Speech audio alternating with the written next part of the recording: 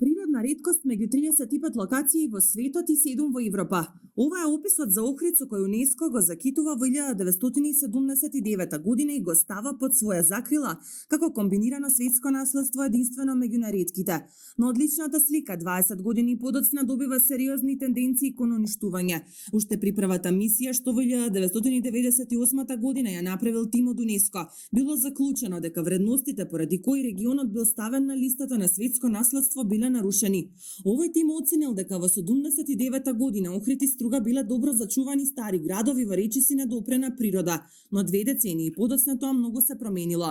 Тимот на ЮНЕСКО оценил дека иако властите вложуваат голем труд за да го зачуваат природното и културното наследство, сепак представуваат голема закана. Тогаш се дале препораки итно да се изготват планови за управување и заштита, но наместо заштита евидентно е дека од 2002 година до денес постојано се зголемувал бројот на градбите покрај езерото, што е особено забележливо во реоните на Студенчишта, Лагадин и Струга. Огромното зголемување на градежните активности на населувањето сериозно ја сменило првичната ремнотежа на регионот. Например, градот Струга се зголемил за 10 нови населби, стои во извештајот од пред 2 децении. Но од тогаш до денес ситуацијата наместо да оди кон подобро се повеќе се влошува. Урбанистичкиот хаос ескалираше последните десетина години и покрај апелите на екологистите дека се ближи денот кога статусот на градот ќе виси под конец. Сликата во очите на организацијата стануваше се посива. Дивоградбите се нижеа една по една, се најавуваа мегаломански проекти како авантурата на Собрата Рој за изградба на хотел, комплексот на Плаошник, изградбата на експресен пат до Свети Наумиски центар на Галичица. И не запре тука. Во меѓувреме се изгради хотел во Лагадин на неколку метри од брегот на езерото. Преку ноќ никнуваа висококатници без одобрение. Без дозвола се изгради и 30-метарско минаре, а властите до денеска не се огласија за повеќето од нив. Во меѓувреме извештаите на ЮНЕСКО драстично се менуваа, од тоа дека власта прави напори за заштита до тоа дека токму таа е виновникот или главниот загрозувач на светското културно и природно наследство.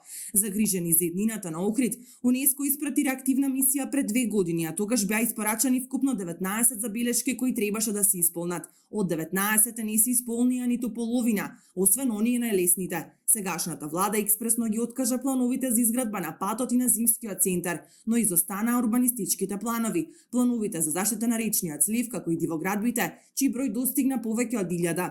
Токму поради неисполнување на препораките минатиот месец, 4 децении од приемот, организацијата одлучи дека е време Охрид и властите да добијат жолт картон и препорача градот на сесијата во Баку да биде ставен на листата подрачја во опасност. Но ваквата одлука не беше изненадување за јавноста, напротив сосема очекувана. Домашните експерти велат дека таа е плод на децениското политичко пазарење меѓу власта и узурпаторите, на кој ако не му се стави крај целосно ќе го избриша градот од ЮНЕСКО. Сесијата на ЮНЕСКО започна во неделата, а денеска се дискутира за проблемите во Охридскиот регион. Според најавите, одлуката ќе биде донесена утре, кога комитетот јавно ќе соопшти дали му дава на Охрид шанса и нов рок за исполнување на задачите или веднаш ќе го стави на листата области во опасност.